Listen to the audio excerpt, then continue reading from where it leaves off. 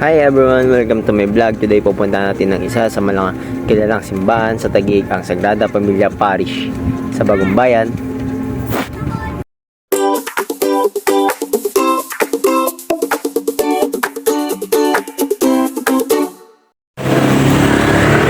Ayan guys, nandito na tayo ngayon sa simbahan.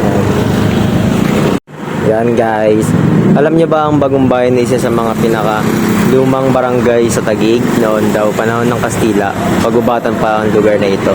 At kakaunti lang ang mga tao rito. Habang tumatagal daw, may mga pamilya lumipat dito mula sa Tipas at unti-unting nabuo ang komunidad dahil bagong komunidad ito noon. Tinawag nila itong Bagong Bayan na naging Bagong Bayan.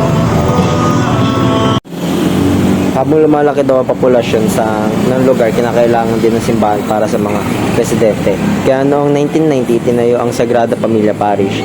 Ang patron nito ay ang Holy Family o ang Sagrada Familia, na sumisimbolo daw sa pagmamahalan, pagkakaisa at matibay na pamilya. So kung bibilangin natin, nasa 36 years na rin nakatayo ang simbahan na ito.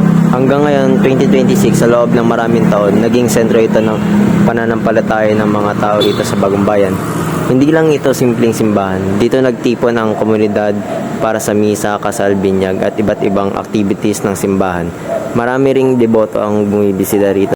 Kaso lang guys, hindi tayo makakapasok sa loob dahil sarado po ang simbahan.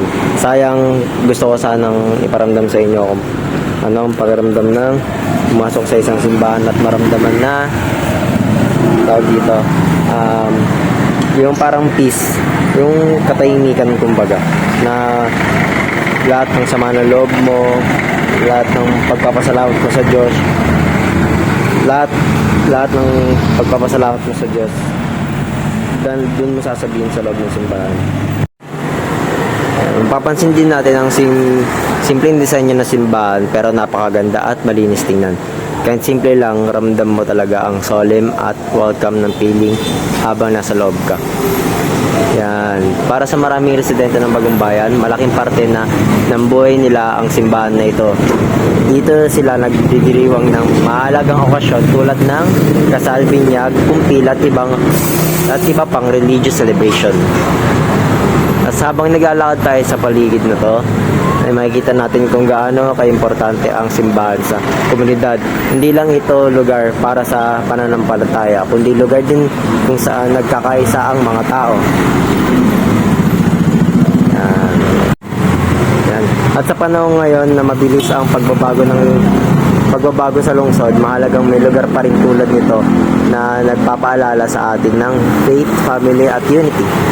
Talaga makikita natin na hanggang ngayon patuloy na nagsisilbi ang Sagrada Familia Parish bilang tahanan ng pananampalataya para sa maraming tao rito sa Taguig.